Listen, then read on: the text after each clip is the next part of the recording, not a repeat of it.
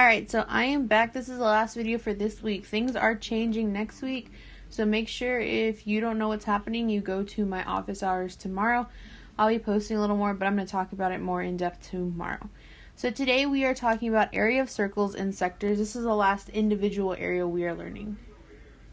But of course, first I do have some review for you, just in case you either missed the video last week, didn't do it, or just need a refresher on some of the stuff we did.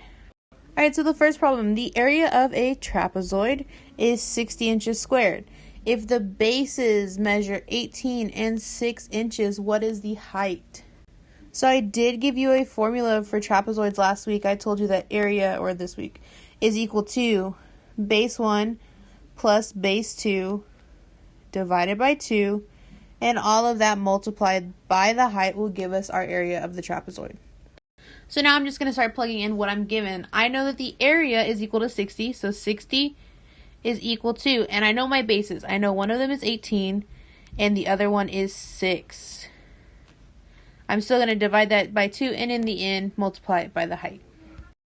So I still have 60, I haven't done anything with it, but I am going to simplify this next part. 18 plus 6 gives us 24, divided by 2, and then we'll still multiply it by the height. 60 is equal to 24 divided by 2 gives me 12h. My last step to get the height is to divide both sides by 12. And when I do 60 divided by 12, I end up with my height being 5. So this is one of those working backwards problems. You will see this a lot, so make sure you know how to go from a word problem or how to work backwards to get one piece of information. So on this second problem, I tell you to find the area. You know this is a triangle. It's a right triangle. So I'll be using area equals base times height divided by 2. But if I look at this triangle, I am missing the height. So I first have to find that height. And I know it's a right triangle, so I can either use Pythagorean theorem, but I know that 3 times 2 gives me 6, and 5 times 2 gives me 10. So looking at this, I have 3 and 5, so I know this side is 4 times 2, and this side ends up being 8. So when I go to plug into my formula, area is equal to, my base is the bottom, so 6, times my height, goes from the top to the bottom of the triangle, which is 8. I'm still going to divide it by 2. 6 times 8 gives me 48, divided by 2, ends up being 24. So I know my area of this triangle is 24. And this third review problem is a parallelogram. This triangle is on the outside and it's dashed, so it's not technically part of the sides of the parallelogram, but you use this triangle to find the height. Remember, your area for a parallelogram is base times the height. So again, on this one, I am missing some information for this right triangle. I'm missing the right leg. You can use Pythagorean theorem. You would do 26 squared minus 10 squared. But again, 5 times 2 gives me 10. 13 times 2 gives me 26. So this is a 5, 12, 13 triangle. So 12 times 2 gives me 24, meaning 24 is my height. So plugging into my formula, A equals, my base is just 20. This 10 doesn't get added to it because of these dashes. If it was a solid line, then yes, we would add it to it. So 20 times 24, which is the height I just found. So plugging into your calculators, when you do 20 times 24, you should end up with the area being 480. If you did not know how to do some of this, you need to make sure you either watch the other videos or come to my office hours to ask questions, because all of this material is old. We've already covered it. I am now going to go ahead and move on to the new stuff, which is area of a circle. So first, of course, we have your formula. You have A equals pi r squared. We have already done this in class. Remember, your big A stands for area. Pi, that's in your calculator. It's 3.14. We'll tell you what to use. And then remember, R is your radius. So if you don't have this, go ahead and copy it down. There are two other important parts that we haven't really gone too in depth in. The first is the radius, which is over here on the left. Remember, your radius goes from the middle of the circle and extends to the outer edge of the circle. So it's equal all the way around, but it starts in the middle, goes to the edge. You also have the diameter, which goes from edge to edge of the circle and cuts through the middle of the circle.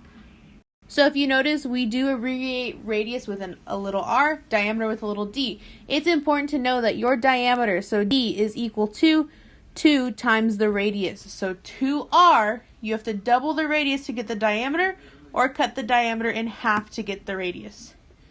There are two things you need to remember. If I ask you for an exact answer, you have to have pi in it. So this is pi if you don't know.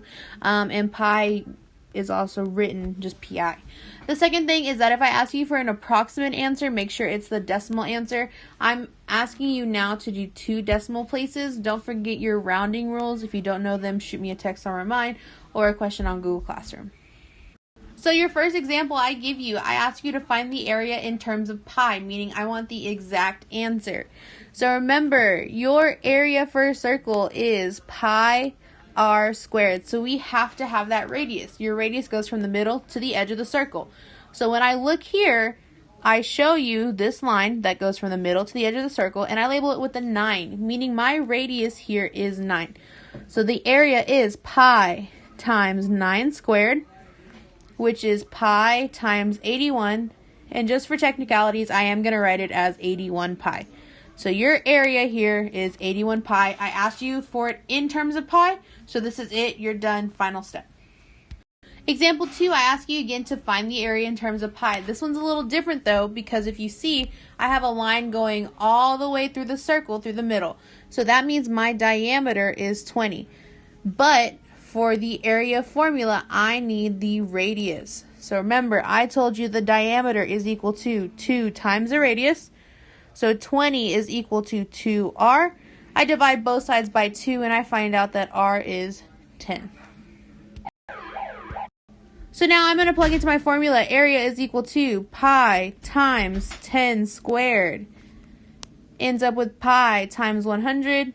So then my area is 100 pi. Since I asked for exact in terms of pi, you are done here. In this last one, I ask you for the approximate area. So remember, this means I need a decimal answer. So when I look here, my diameter is 42. Diameter is 2 times the radius. So 42 equals 2r. When I divide both sides by r, I end up with my radius as 21. So looking at my formula, area is equal to pi r squared, which is pi times 21 squared. In your calculators, 21 squared or 21 times 21 gives you 441. I'm going to rewrite it as 441 pi. But since I asked for the approximate answer, you are not done here. You have to put it in your calculator, get a decimal, and when you do that, you should get 1,385.44. So that's all the area of a circle. We have done that before, so hopefully it's not brand new to you.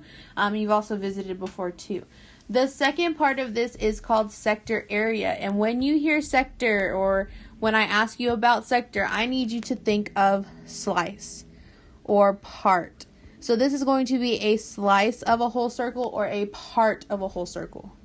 Your formula for sector area is A, which is still area, is equal to, and I have this m degrees.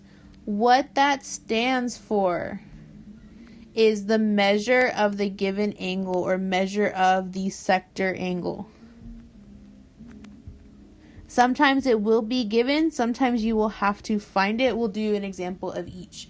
And then you have pi times, again, r squared. R is your radius. So example 1, I tell you or ask you to find the area of the shaded sector. So when I look at this, that shaded part's that darker black part. So I'm going to write on my formula, A equals m degrees over 360 times pi r squared. So I want to first label everything I'm given. I know my measure of the sector is 60 degrees. It's inside the shaded part, so I know that's the one I'm given. And my radius is 3. So I'm now going to come and fill everything in. Area equals m is 60 over 360 times pi, my radius is 3 squared. This looks like a complete mess, so we're going to clean some of it up. I'm going to leave 60 over 360. times, remember 3 squared, this changes to 9. And I'm going to write it as 9 pi. At this point, you can plug it all into your calculator. It may give you an exact answer, so let's see. Your exact answer for this when you plug it into the calculator is 3 pi over 2. And remember, sometimes we may ask for the decimal approximation, so all you have to do is get the decimal rounded to 2 spots, so 4.71. So the area of just this sector, the shaded part, is 4.71. Example 2, this one is a little different. I still have the same formula where A equals m degrees over 360 times pi r squared. But when I look at the circle, the 160 is not in the shaded part. So if this happens, you need to remember that a circle is equal to 360 degrees. So you are going to take 360 and subtract that given angle, which equals 200. So my m here is 200, and my radius is still given. It is 8. So now I can plug everything in. I have 200 over 360 times pi, my r is 8, squared. When I simplify that r squared, I end up with the 200 over 360 still, times 8 squared is 64 pi. Your last step, of course, is to plug into a calculator. If you're getting an exact answer, you should end up with 320 pi divided by 9. And then your decimal approximation of that would give you 111.70. So I will be posting some problems on Google Classroom. It's the same way through Google Slides. You'll submit your answers as well as your work in pictures. If you have any questions, let me know. And I will have office hours Friday, which is tomorrow.